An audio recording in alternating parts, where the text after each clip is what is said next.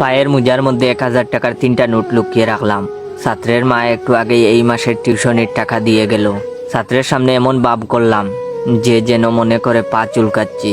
টিউশনি থেকে বের হয়েই দেখি অনু রাস্তায় দাঁড়িয়ে আছে। অনু হচ্ছে আমার প্রেমিকা। 2 বছর ধরে প্রেম করি। আমার থেকে 2 ক্লাস উপরে পড়ে।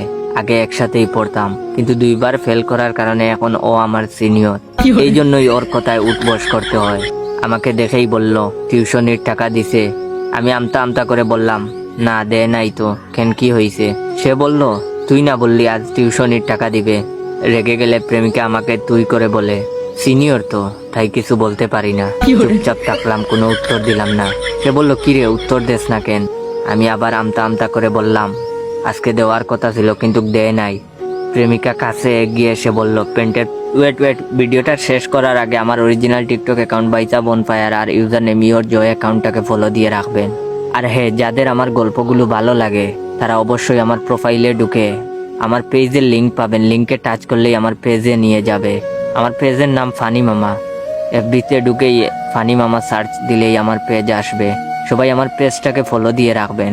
পেজে রেগুলার ভিডিও আপলোড দেই বলে টিকটকে এখন ভিডিও কম দেই, তো তাড়াতাড়ি আমার পেজটাকে ফলো দিয়ে আসো। প্রেমিকা কাছে এগিয়ে এসে বলল প্যান্টের পকেট থেকে হাত বের কর, আমি চেক করে দেখব। আমি বাধ্য ছেলের মতো পকেট থেকে হাত বের করে থাকলাম। প্রেমিকা আমার পকেট আর মানিব্যাগ সব একটা একটা করে চেক করলো। শেষমেশ হাল ছেড়ে দিয়ে বলল ঠিক আছে, আর চেক করব না। মনে মনে ভাবলাম যাক বাবা, বাঁচলাম। ধরা খেলে আজকে নির্ঘাট 12টা বাজিয়ে ছাড়তো। প্রেমিকা হঠাৎ বলে উঠলো আজ আমি টিউশনির টাকা পেয়েছি, চলো আজ আমি তোমাকে খাওয়াবো। দুনিয়াতে প্রেমিকার টাকায় খাওয়া খাদ্যের স্বাদ বেশি হয়, এটা প্রত্যেক পুরুষ মাত্রই জানে।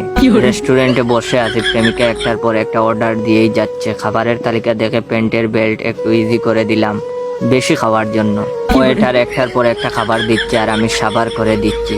খাওয়া দাওয়া শেষ করে চুপচাপ বসে আছি ভদ্র ছেলের মতো।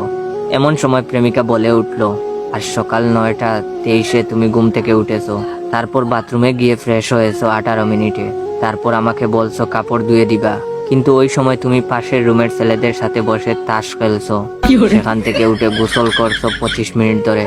তারপর আমাকে বলছো নামাজ পড়তে যাবা, কিন্তু নামাজ পড়তে না গিয়ে ফেক আইডি দিয়ে অন্য মেয়ের সাথে চ্যাটিং করেছো।